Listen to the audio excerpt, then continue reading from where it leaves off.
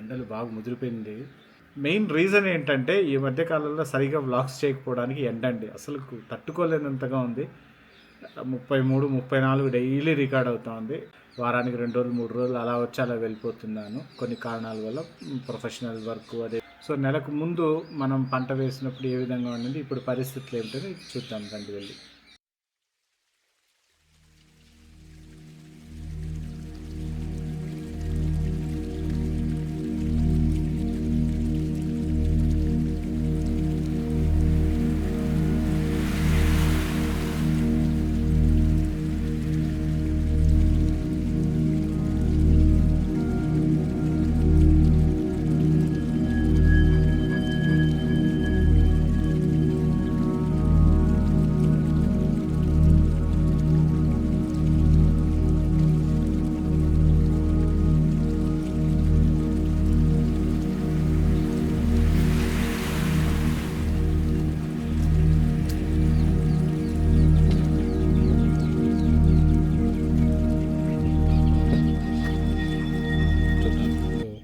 మనం వేసినటువంటి బెండ ఎంతవరకు వచ్చింది?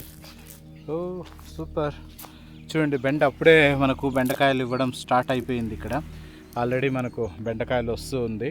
ఇంత ఒక నెల రోజులకు ముందు అయితే చాలా చిన్నగా ఉండింది. ఇప్పుడు చూసామంటే మనకి ఇంటికి కావాల్సినటువంటి బెండకాయలు తయారైపోయింది. ఇక్కడ చూడండి. అదేవిధంగా మనం ముందుకెళ్ళినామంటే స్వీట్ కార్న్ కూడా బాగా గ్రోత్ బాగుంది. చూపిస్తున్నాను చూడండి, బాగా వచ్చేసింది స్వీట్ కార్న్ కూడా. అదేవిధంగా సొరకాయలు కూడా బాగానే వస్తుంది. ఇది పాతదే, సొరకాయలు అయితే కొత్తదేం కాదు, కానీ బాగా వస్తుంది. ఎటువంటి చీడ, ఎటువంటి రోగము తెగుళ్ళు పట్టకుండా. అక్కడ కూడా చూడండి, అక్కడ అటువైపు వెళ్ళలేము కానీ చూపిస్తున్నాను చూడండి. ఇక్కడ మామూలుగా ఎండిపోతూ ఉంది సొరకాయలు, ఆకులు, పూలు ఇవన్నీ ఎండిపోతూ ఉంది. ఇంకేం అయిపోయింది కదా అంటే మళ్ళీ అంటుకొని మళ్ళీ పూలతో మళ్ళీ మనకు బాగా దిగుబడి ఇస్తూ ఉందన్నమాట. ఒకసారి వెళ్ళి చూద్దాము.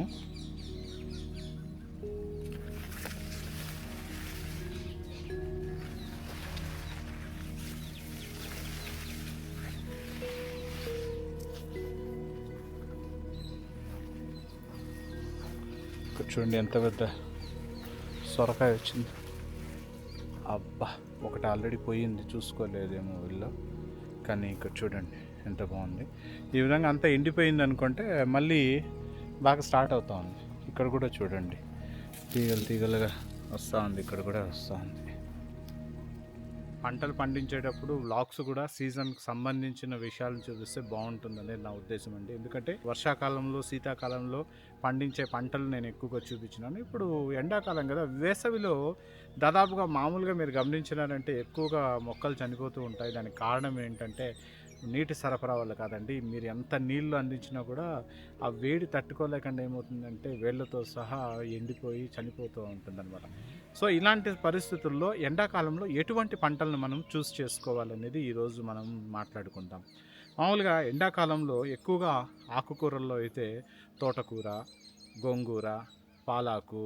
మీకు పాలాకు అయితే చూడండి, పాలాకు యొక్క మహత్యం ఏమంటే మీరు ఈ విధంగా మనం వ్యవసాయ క్షేత్రంలోనే పండించాల్సిన అవసరం లేదు. మీ ఇంట్లో టెర్రస్లో కూడా మీరు పాలాకును బాగా పండించుకోవచ్చు. ఎందుకంటే ఈ పాలాకు మీద ఆధారపడి పెరిగేటటువంటి ఆకుకూరలు అనమాట. ఏ విధంగా అంటే మామూలుగా మట్టిలో మీకేమవుతుందంటే మట్టిలో పెరిగేటటువంటి ఆకుకూరలకు ఫంగల్ ఇన్ఫెక్షన్స్, తెగుళ్ళు ఇవన్నీ కూడా వస్తుంటాయి అన్నమాట.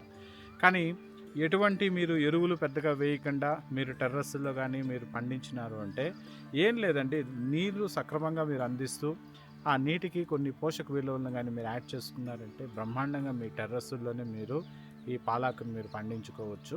నాకు ఇవన్నీ కూడా ఎట్లంటే హైడ్రోపోనిక్స్ అనమాట. ఈ హైడ్రోపోనిక్స్ అంటే నీటి మీద మాత్రమే ఆధారపడి పెరిగేటటువంటి పంట కాబట్టి దాని గురించి మనం పెద్దగా ఎక్కువ ఖర్చు పెట్టి ఎక్కువ మామూలుగా పెద్ద మొత్తంలో మనం సాగు చేసేటటువంటి పంట అయితే కాదు. కాబట్టి వేసవిలో మీరు పాలాకు, గోంగూర కూడా ఇక్కడ చాలాసార్లు నేను మీకు చూపించినాను కదా, ఆ గోంగూర కూడా మీరు సాగు చేయొచ్చు. అదేవిధంగా ఇక్కడ చూడండి సొరకాయలు. ఈ సొరకాయలు ఎండాకాలంలో మీకు మంచి పంట అండి. ఎందుకంటే నీటి శాతం మరీ ఎక్కువగా లేకపోయినా కానీ మధ్యస్థంగా మీరు నీటిని అందించినారంటే కూడా మీకు దిగుబడి బాగుంటుంది.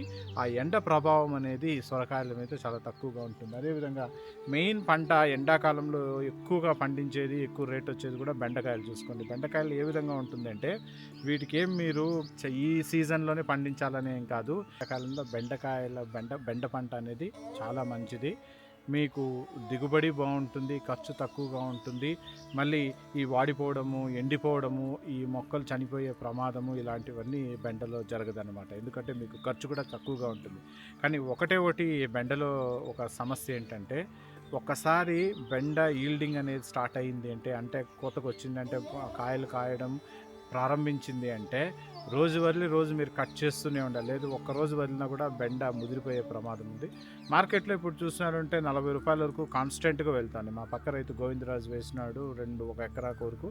అతను రెగ్యులర్గా వేస్తూ ఉంటాను. నేను కూడా ముందు దాదాపు ఒక అర్ధ ఎకరా నుంచి 3/4 ఎకరా వరకు వేసినాను. సమ్మర్లో నాకైతే నష్టం రాకుండా కాపాడుకున్నాను. మీ నష్టం లేకుండా నేను బయటపడినాను అంటే అది ఆ పంట కూడా అనమాట. నేను ఎక్కువగా ఈ వ్యవసాయంలో ఎక్కువ నష్టం చూసింది అంటే టమాటో, ముల్లంగి, అదేవిధంగా కోసు, క్యాబేజ్ అంటాం కదా, క్యాబేజు, పచ్చిమిరపకాయలు, ఈ 4 నన్ను దాదాపుగా నా నడ్డి విరిచిందనే చెప్పచ్చండి. దాదాపు ఒక 2 లక్షల వరకు నాకు నష్టం వచ్చింది. కానీ నాకు లాభాలు వచ్చిండే పంటలు ఏదైనా ఉంది అంటే బెండ, పప్పాయ, రాగి, వరి కొద్దిగా నష్టమే అండి. మళ్ళీ పూలు ఫస్ట్ టైం లాభం వచ్చింది. మళ్ళీ ఈసారి ఏమవుతుందో మనకైతే తెలీదు. ఇలాంటి పంటలను మనం చూస్ చేసుకొని ఋతుచక్రాన్ని బట్టి మనం కానీ ఫాలో అయినామంటే మనకు నష్టాలు లేకుండా మనం వ్యవసాయంలో మనం ముందుకెళ్ళే అవకాశాలు ఎక్కువగా ఉంటుంది. గుడ్డిగా ఏదంటే అది ఎవరు ఏది చెప్తే అది తీసుకురావడము, పంటలు వేయడం దయచేసి ఆపండి. ఎందుకంటే ఎక్కువగా ఈ సాఫ్ట్వేర్ వాళ్ళు ఇప్పుడు స్ట్రెస్ ఎక్కువగా ఉంది, మేము తట్టుకోలేకపోతున్నాము అనేసి మీరు అనుకుంటారు. మీకు అదే స్ట్రెస్ అనేసి. నేను 2 చేస్తున్నాను కదా, సాఫ్ట్వేర్లో ఉంటూ నేను పంటలు కూడా పండిస్తున్నాను. 5 సంవత్సరాల అనుభవంతో చెప్తున్నాను. ఏది అంత ఈజీ కాదు. అక్కడ ఎంత ప్రెషర్ ఉంటుందో ఇది డబుల్గానే మీకు క్రియేట్ చేస్తుంది. ఎందుకంటే ఈ డైరీలు పెట్టడము, లక్షల్లో డబ్బులు కుమ్మరించడము, అనుభవం లేనందువల్ల చేతులు కాల్చుకొని ఇవన్నీ కూడా జరుగుతుంది అనమాట. ఏది కానీ కొద్దిగా 1 ఎకరా 2 ఎకరాలు మీరు టార్గెట్ చేసుకొని బాగా పక్క రైతులతో ట్రావెల్ చేస్తూ వాళ్ళ నుంచి నేర్చుకున్నారు అంటే మీకు మంచి అనుభవం అనేది మీరు సాధించగలుగుతారు. నాకు మెయిన్ నా అదృష్టమే మా నాన్నగారు. ఎందుకంటే ఆయన పుట్టి పెరిగిందే ఈ వ్యవసాయ కుటుంబంలో, ఈ వ్యవసాయంలోనే ఆయన జీవిస్తూ ఇప్పుడు ఆయన శేష జీవితం కూడా ఈ వ్యవసాయం చేస్తూనే గడుపుతున్నాడు. కాబట్టి ఆయన నుంచి నేను చాలా వరకు మెలకువలు నేర్చుకున్నాను. మాత్రం నేను మా నాన్నతో ఏకీభవించి ఆయన చెప్పింది చేసుకొని వెళ్తుంటాను. అది ఏదైనా ఉందంటే అది వ్యవసాయమే అనమాట. సో ఇప్పుడు మళ్ళీ మన టాపిక్లోకి వద్దాం. ఈ సమ్మర్లో, వేసవిలో మనం తీసుకోవాల్సిన జాగ్రత్తల గురించి చూస్తాం. ఎలాంటి ఎరువులు వేయాలి, దయచేసి కాన్సన్ట్రేటెడ్గా ఉండేటటువంటి ఎరువులు వేయండి. సాధ్యమైనంత వరకు డైల్యూటెడ్గా సహజమైనటువంటి ఎరువులు వేసుకోవడానికి ప్రయత్నించండి. ఈ ఉల్లిపాయలు పొట్టు ఉంటుంది కదా, ఆ పొట్టును బాగా నీళ్ళలో కలిపేసి బాగా ఊరిన తర్వాత వాటిని పిచికారీ చేయండి. నేను చాలా వీడియోస్లో మీకు చూపించుంటాను. ఈ పుల్లని పెరుగును బాగా ఊరబెట్టేసి బాగా డైల్యూట్ చేసి పిచికారీ చేసినారంటే మజ్జిగను కూడా పుల్లని మజ్జిగ మీకు ఎంతో మీకు రిజల్ట్స్ అనేది దొరుకుతాయి. OWDC ద్రావణం రీసెంట్గానే నేను చేసి చూపించినాను. ఆ OWDC వేసిన తర్వాత ఇప్పుడు చూపిస్తాను చూడండి. ఆ చామంతి పూల తోట ఏ విధంగా అది లేత పసుపచ్చ రంగులో ఉండేది ఇప్పుడు మంచి థిక్గా మంచి డార్క్ ఆకుపచ్చ రంగులోకి మారిందనమాట. ఈ విధంగా నెలకోసారి జీవామృతము, సాధ్యమైనంత వరకు వేపాకుతో చేసినటువంటి, వేప నూనెతో చేసినటువంటి ఏదైనా ద్రావణాలు, ఇవన్నీ నేను ప్రతిరోజు చెప్తుంటాను. కొంతమందికి మొనాటనస్గా ఉండొచ్చు, వీడు చెప్పిందే చెప్తాడు అనొచ్చు. నేను చెప్పిందే చెప్పడం కాదండి. వ్యవసాయంలో అన్ని రోగాలకు, అన్ని తెగుళ్లకు సర్వరోగ నివారణ ఏదన్నా ఉందంటే పుల్లని మజ్జిగ, వేప నూనె అనమాట. ఈ 2 విరివిగా ఉపయోగించినారంటే మీరు ఈ చీడ, ఈ దోమ కాటు నుంచి, అదేవిధంగా పేనుబంక ఇలాంటి రోగాల నుంచి మీరు బయటపడచ్చు. చూడండి, సూర్యుడు నడినెత్తినున్నాడు. ఈ మెయిన్ సమస్య ఏమంటే ఈ సమ్మర్లో వ్లాగ్స్ చేయడానికి పెద్ద ప్రతిబంధకము ఈ ఎండ అనమాట. ఎందుకంటే ఇండోర్లో చేయలేము, అవుట్డోర్లో మనము ఆన్ స్పాట్లో ఉండి చూపించాలి. ఇవన్నీ కూడా ఉంటాయి. ఇవి కూడా చూసుకోండి. సమ్మర్లో ఎండను తట్టుకునే శక్తి అనేది ఉండాలి. ఇప్పుడు 5 ఏళ్ళగా ఉన్నాను కాబట్టి ఇప్పుడు ఏ ఎండకైనా తట్టుకోగలిగేటటువంటి శక్తి నాకు ఇప్పుడు ఆ ఇమ్యూనిటీ పవర్ వచ్చిందనమాట. కానీ సడన్గా వెంటనే రావడము, వ్యవసాయం చేస్తామనడము, ఎండలకు తిరగడం, 2 రోజులు బాగుంటుంది, 3వ రోజు సన్ స్ట్రోక్ కొట్టినట్లు అవుతుంది, వరకు జరుగుతుంటాయి. ఒకటి ఎండాకాలం చాలా జాగ్రత్తగా ఉండండి. ఎండకు ఎక్కువగా ఎక్స్పోజ్ కావద్దండి. మీ పంటలను కూడా సరళమైనటువంటి చాలా ఈజీ వేలో కంప్లీట్ అయ్యి అతి తక్కువ ఖర్చుతో తక్కువ పెట్టుబడితో నష్టాలు రాకుండా బయటపడేటటువంటి పంటలు బెండ, ఆకుకూరలు, అదేవిధంగా ఇంకేదైనా ఉంటే చూసుకోండి. రాగి పంటలు అయితే ఎక్కువ నీళ్ళు అవసరం లేదు కాబట్టి ఎండాకాలమైనా తట్టుకోగలుగుతుంది. వరిని సాధ్యమైనంత వరకు తగ్గించడానికి ప్రయత్నించండి. ఎందుకంటే వరికి మ్యాన్ పవర్ ఎక్కువ ఉండాలి, ఎక్కువ మనము ఖర్చు పెట్టాలి, నీటి సరఫరా ఎక్కువగా ఉండాలి. ఎక్కడ చూసినా చూడండి, ఈ విధంగా ఎండల్లో అంత ఈజీ కాదు వ్యవసాయం అనేది. ఈ ఎండకు తట్టుకొని నిలబడేటటువంటి మనస్తత్వం ఉంటేనే ఈ వ్యవసాయము చేయగలుగుతాం. అంటే సీజన్ చూసుకొని అన్నీ బాగుంటే చేయలేం. ఎటువంటి ఇర్రెస్పెక్టివ్ ఆఫ్ సీజన్ ప్రతికూల పరిస్థితుల్లో కూడా మనం ఇక్కడ ఉండాలి. ఇప్పుడు ఈరోజు అందరూ అక్కడ గుడిలో పూజ చేసుకొని అందరూ ఇంటికి వెళ్ళినారు, కానీ నేను ఇంకా ఇక్కడే ఉన్నాను. ఎందుకంటే నా బాధ్యత అనమాట. మొన్న నేను OWDC ద్రావణం నేను తయారు చేసి 7 రోజుల తర్వాత డ్రిప్పుల్లో పంపించిన తర్వాత నేనేం అతిశయోక్తిగా చెప్పడం లేదు. చూడండి, చామంతి పూల తోటలో అసలుకి ఇది పాత చామంతి పూల తోట. మీకు చెప్పినాను కదా, కింద వరకు కట్ చేసేస్తే మళ్ళీ పెరుగుతూ వస్తుందనేసి. ఇక్కడ చూడండి, ఇక్కడ నీటి సమస్య. ఇది ఎందుకంటే కొద్దిగా లెవెలింగ్ అనేది సరిగా మనం చేయలేదప్పుడు ఆత్రాత్రంగా చేసాం. అందువల్ల ఇక్కడ ఎక్కువ నీళ్లు స్టాగ్నెట్ అవుతుంది. కాబట్టి ఇక్కడ మాత్రం చూడండి పసుపచ్చ రంగులోనే ఉంది, అంతగా ఎదుగుదల లేదు. కానీ ఇక్కడ చూడండి, ఇంకేం మొగ్గలు తొడిగే సమయమే మీకు ఆకుపచ్చ రంగులో ఎంత క్వాలిటీతో వస్తూ ఉంది. అక్కడక్కడ అయితే పూలు కూడా వస్తూ ఉంది. ఇక్కడ చూడండి, ఎరువులు వాడడం వల్ల ఏమవుతుంది అంటే మొక్కలు చనిపోయే ప్రమాదం ఉంది. ఎందుకంటే ఈ వేడిని తట్టుకోలేదు మొక్కలు. ఆ విధంగా ఏమవుతుందంటే మీకు మొక్కలు చనిపోయే ప్రమాదం ఉంది. ఎటువంటి మందులు స్ప్రే చేసినా లేకపోతే నీటిని మీ మొక్కలకు మీ పంటలకు అందించాలన్న వేసవిలో ఉదయం కానీ ఎండ తగ్గిన తర్వాత సాయంకాలం కానీ అందించడానికి ప్రయత్నించండి. ఎందుకంటే మధ్యాహ్నం ఆ వేడిలో మీరు నీటిని అందించినా కూడా అది ఆవిరైపోతుంది, కానీ మొక్కల్లో ఉండేటటువంటి వేర్లకు వెళ్ళదు, పంటకు బలం అనేది చేకూరదు అనమాట. సో కాబట్టి సాధ్యమైనంత వరకు ఉదయం 11 గంటల లోపల లేకపోతే సాయంకాలం 4 గంటల పైన మీరు చల్లబడిన తర్వాత కానీ మీరు మీ మొక్కలకు నీటిని అందించినారు అంటే ఆ మొక్కలు చనిపోకుండా బాగా ఎదుగుదలకు అవకాశం ఉంటుందన్నమాట. ఇక్కడ చూడండి, వీటికి అన్నిటికీ కూడా నేను OWDC, అదేవిధంగా ఈ మన జీవామృతము, కొన్ని మైక్రో న్యూట్రియంట్స్, మళ్ళీ సేంద్రియ ఎరువులు ఇవన్నీ వాడుతూ ఉంటానన్నమాట. వాడడం వల్ల చూడండి ఎంత బాగా గ్రోత్ వచ్చింది. మునగ చెట్టు, ఈ చెట్టునే నేను కొట్టింది మీకు ఆ రోజు చూపించినాను, ఏవుగా పెరగకుండా కట్ చేసిన అనేసి. ఇప్పుడు సైడ్లో కొమ్మలు రావడం బాగా ప్రారంభమైంది. చూడండి, పొడువుగా కాకుండా సైడ్లో వస్తూ ఉంది. ఇంకొక పువ్వు ఇంకా రాలేదన్నమాట. పువ్వు పూసింది అంటే ఇంకా మనకు ఇక్కడ ఇంకా కాయలు కాయడం స్టార్ట్ అవుతుంది. కొబ్బరి చెట్లు కూడా మొక్కలుగా ఉండింది, 1 సంవత్సరంలోనే ఎంత ఎదిగింది చూడండి. ఎప్పుడు కానీ మీరు ఈ కొబ్బరి చెట్లకు ఎంత నీళ్ళు అందిస్తారో అంత బాగుంటుందన్నమాట. ఈరోజు నీళ్ళు అందించేసి నీటిని అందించి రేపు తెల్లవారి మనకి కొబ్బరి బొండాలు బాగా రావాలి, కొబ్బరి నీళ్ళు ఉండాలి అంటే కుదరదండి. ఒక చెట్టుకు మీరు రెగ్యులర్గా 6 నెలలు మీరు నీటిని కానీ సరఫరా చేసినారంటే తర్వాత ఈ కొబ్బరి చెట్లు కుదురుకుంటాయి. అందులోనూ ఈ సైడ్లో కొమ్మలు కట్ చేయకుండా ఉండాలి. నేను గత వీడియోస్లో కూడా చెప్పినాను, వాటికి బలమే ఈ సైడ్ కొమ్మలు అనమాట. ఆకుపచ్చ కలర్లో ఉంది. మనకు స్టార్ట్ అయిపోతుంది ఇంకొక కొద్ది రోజుల్లోనే. చూడండి, వీటికి అన్నిటికీ కర్రలు కూడా కట్టించి తర్వాత ఏం చేసినాము అంటే ఇక్కడ ఈ దారాలు కూడా కట్టించేసినాము. ఎందుకంటే ఆ దారాలు కట్టడం వల్లే నేను చాలాసార్లు చెప్పినాను కదా. ఇప్పుడు చూడండి, చూసినారంటే ఏదో ఒక ప్యాసేజ్ లాగా క్లీన్గా రోడ్ లాగా కనిపిస్తుంది. ఎక్కడ కానీ మొక్కలు వంగిపోయినట్లు మీకు కనిపించడం లేదు.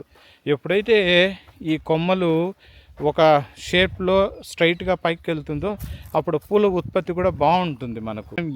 ఒక్కరోజు కూడా వ్యవసాయ క్షేత్రంలో ఇంక ఈరోజు ఏం పని లేదు, హ్యాపీగా మనం కూర్చోవచ్చు అనే పరిస్థితి ఉండదండి. ప్రతిరోజు ఏదో ఒక పని ఉంటుంది. ఎందుకంటే ఇప్పుడు పూల సాగు, ఆవులకు కసువు, కూరగాయలు, రాగులు, మళ్ళీ ఇంకేదేదో మనం అన్నీ వేసింటాం. 5 లేయర్ పద్ధతిలో మనం చేసినప్పుడు ఒకటిని మనం చూసి కేర్ తీసుకున్నామంటే ఆ లోపల ఇంకొక దాంతో సమస్య వస్తుంది. ఇంకొక పంటలో ఆ పంటను మనం కొద్దిగా కేర్ తీసుకొని మనము బగ్స్ను ఫిక్స్ చేసినాము అంటే ఇంకొక దాంతో మనకు సమ్ కైండ్ ఆఫ్ బ్లాకర్స్ అనేది స్టార్ట్ అవుతూ ఉంటుంది అనమాట. సో ఈ విధంగా వ్యవసాయ క్షేత్రంలో ఫ్రీగా ఉండడం అంటూ ఉండదండి. ఈ పచ్చదనాన్ని చూస్తుంటే అసలు ఎండ, వాన, చలి అనేది ఏమీ అనిపించదు నాకైతే. ఈ రోజులు ఇంత మిస్ అయిపోయినానా నాకు నిజంగా అనిపిస్తూ ఉంటుందన్నమాట. ఇక్కడంతా ఆకుపచ్చగా ఉంది, ఇక్కడ మాత్రం కొన్ని చూడండి ఈ లేత పసుపు రంగులో ఉంది. సో ఇవన్నీ కూడా గ్రోత్ సరిగా లేకుండా కొన్ని చీడ తెగుళ్ళు పట్టడం వల్ల ఇవి ఈ విధంగా అయిందనమాట. కానీ దాదాపు 80 to 90% ఈ కయ్య మాత్రము ప్రాబ్లంగా ఉండింది. దాన్ని పూర్తిగా నేను ఫిక్స్ చేసేసినాను. ఏదో 1 or 2 బ్లాకర్స్ ఉన్నాయి, కానీ చూస్తున్నారంటే మీకు పచ్చదనంతో కలకలలాడుతూ ఉంది. సో దీనికి అన్నిటికీ కారణం ఏమంటే నీటి యాజమాన్యం. సమ్మర్ వచ్చేసింది కదా, పూల చెట్లు కూడా ఇష్టం వచ్చినట్లు మితిమీరిన విధానంతో కానీ మనం నీటిని సరఫరా చేసినాము అంటే ఖచ్చితంగా పూల ఎదుగుదల తగ్గిపోతుంది. మీరు డ్రిప్పుల్లో అందించినా కానీ నేను ఉదయము సాయంకాలం మాత్రమే మేము అందిస్తున్నాం అన్నమాట నీళ్ళను. అందువల్ల ఇవన్నీ బాగున్నాయి. బహుశా ఇప్పుడు మనకు మార్చి మాసంలో ఉన్నాము, ఇంకా నెల రోజులకు మొగ్గలు తడగొచ్చు. సో ఈసారి పంట కొద్దిగా లేట్ అయింది. ఫస్ట్ మనం ఇక్కడ వేసినటువంటి ఈ చామంతి మీకు 78 రోజులకు మనకు వికసించింది. కానీ ఎందుకో ఈసారి మాత్రం ఇది కొంచెం లేట్ అవుతుంది. ఎందుకంటే నేను ఎక్కువ రోజులు ఒక 10 రోజులు ఎక్కువగా నేను లైట్స్ అందించినాను. ఎప్పుడైతే మనము లైట్స్ను ఎక్కువ రోజులు అందిస్తామో అప్పుడేమవుతుందంటే మనకు ఈ పూలు వికసించడం అనేది లేట్ అవుతుంది. సో నేను అనుకున్న ప్రకారం మేకు వచ్చేయాలి, కానీ నేను చేసిన ఆ చిన్న మిస్టేక్ వల్ల మోస్ట్లీ అది జూన్ పుష్ కావచ్చు. కానీ జూన్లో మనకు రేట్స్ ఉంటాయో లేదో తెలియదు. సో ఇవన్నీ ఇంకా ఈ క్యాలిక్యులేషన్స్, ఈ స్పెక్యులేషన్స్ ఇవన్నీ కూడా ఇంకా మనము పట్టించుకోకూడదు. పంట వేయడం వరకునే మన బాధ్యత, వేయడము దాన్ని కాపాడడం మన బాధ్యత. ఇంకా లాభ నష్టాలు అనేది అది భగవంతుడు చూసుకుంటాడు. ఆయన ఇస్తే తీసుకోవాలి, లేకపోతే మనం డీలా పడకూడదు.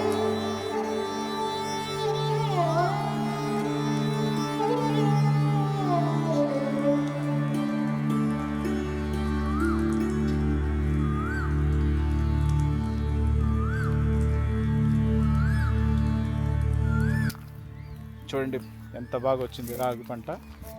అసలుకు రాగులకైతే మీకు ఎటువంటి సమస్య ఉండదు.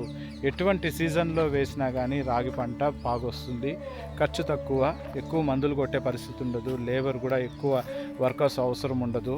ఫస్ట్లో మనము నారు పోసుకోవడము, ఈ పైరు రావడము, పైరు నాటడము, మళ్ళీ లాస్ట్లో కోతకు వచ్చిన తర్వాత ఆ టైంలో కానీ మిగతా టైంలో ఎక్కడా పెద్దగా ఉండదు. వారానికి ఒక్కరోజు కానీ ఈ రాగి పంటకు మీరు నీళ్ళు అందించినారు అంటే మీకు సిరులు ఇస్తాయి. ఎందుకంటే ఇప్పుడు ఎక్కడ చూసినా రాగులకు ఉండేటువంటి డిమాండ్ ఇప్పుడు కూడా క్వింటాళ్ళు 3000 చిల్లర పైచిలుకే ఉందన్నమాట. అదే మీకు వరి దాదాపుగా 3000 నుంచి 1500, 1800 కూడా పడిపోయింది. మంచి సన్నబియ్యం కూడా అదే విధంగా ఉందన్నమాట పరిస్థితి. కాబట్టి రాగులకు ఎప్పుడు డిమాండ్ ఉండనే ఉంటుంది. రాగి పంట వేసి నష్టపోయేటటువంటి రైతు ఎక్కడైనా ఉన్నాడంటే అలాంటి దాఖలాలే ఉండదండి. నేను నిజం చెప్తున్నాను. ఎందుకంటే ఇప్పుడు కూడా చూడండి, మేము కూడా వేసినాం కదా, మీకు పెట్టింది మీకు లాభాలు లేకపోయినా కూడా వచ్చేస్తుంది చేతికి. ప్లస్ రాగి ఈరోజు కూడా చూడండి, ప్రతిరోజు నేను ఇక్కడ ఉండేటప్పుడు మన వ్యవసాయ క్షేత్రంలో నేను వారానికి 4 రోజులు రాగి సంగటి చేసుకొని తింటాను. రాగి సంగటి ఏ రోజు తింటానో ఆ రోజు ఈ విధంగా ఎనర్జెటిక్గా నేను నడుచుకొని తిరుగుతూ ఉంటాను, వ్లాగ్స్ చేస్తాను. ఇంత ఎండలో ఉన్నా నాకు అలసట కానీ ఫ్యాటింగ్ అలాంటి సిచ్యువేషన్స్ అనేది రాదనమాట. అదే అన్నం తిన్నాము అంటే ఇంత మాత్రం తిరిగినామంటేనే ఒక రకమైనటువంటి సుస్తు కావడము, అలసిపోవడము, త్వరగా ఆకలి కావడం ఇవన్నీ జరుగుతుంటాయి. కాబట్టి నేను కూడా మీకు అందరికీ చెప్పేది అంటే సజ్జలు, రాగులు, అలుములు, ఉలవలు ఇలాంటివి ఏవైతే ప్రోటీన్స్ ఎక్కువగా లభిస్తుందో వాటిని సాధ్యమైనంత వరకు తీసుకోండి. దయచేసి మీ ఆరోగ్యాలను కాపాడుకోండి. భూములు ఉంటే వీకెండ్స్ వెళ్ళి చూడండి.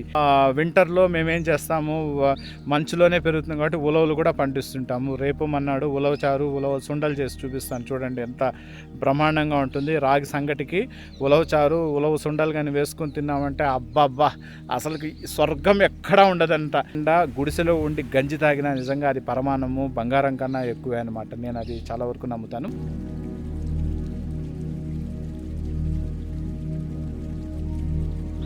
నెల రోజుల వరకు ఇలాంటి కంటెంట్తో నేను మీ ముందుకు రాలేదు.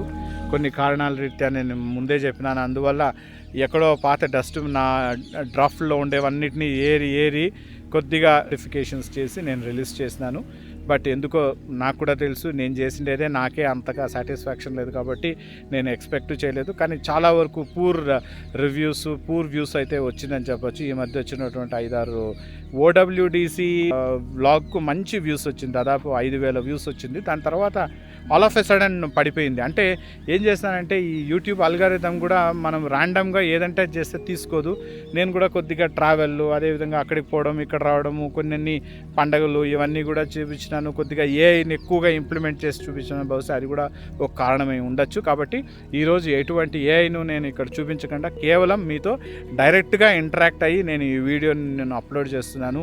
మీకు అందరికీ ఈ వీడియో నచ్చుతుందని నేను ఆశిస్తున్నాను. ఎందుకంటే ఎటువంటి కంటెంట్ ప్రిపేర్ కాకుండా ర్యాండమ్గా మనం మనసులో అనుకున్నది మీతో మాట్లాడితే ఖచ్చితంగా దానికి మంచి రీచ్ అనేది ఉంటుందని నేను ఎప్పుడు భావిస్తుంటాను. అంటే నాకు వ్యూస్ రాకపోతే నేను బాధపడడం కాదండి, కష్టపడి పనిచేస్తాము, కష్టపడి ఇంత చూపిస్తాం కాబట్టి దానికి ప్రతిఫలంగా మనకు ఒక అప్రిసియేషన్ వ్యూస్ రూపంలో, లైక్స్ రూపంలో ఉంది అంటే ఇంకా మంచి కంటెంట్ చేయడానికి మనకు ఇది ఒక ప్రేరకంగా ఉపయోగపడుతుంది అనేటటువంటి ఉద్దేశం అంతే, ఇంకేమీ లేదు. సో దీని ద్వారా నేను సంపాదించి మిద్దలు కట్టేదానికి అవకాశము లేదు, అలాంటి పరిస్థితులు లేదు. ఎందుకంటే నా కోర్ ఉద్యోగం ఏమనేది మీకు అందరికీ తెలుసు. దానివల్లే ఈ డెవలప్మెంట్ అన్నీ ఇక్కడ జరుగుతూ ఉంది. సో ఇంకా నిరంతరం ఇట్స్ ఎ కంటిన్యూస్ ప్రాసెస్. ఈ వ్యవసాయం అనేది నిరంతర ప్రక్రియ.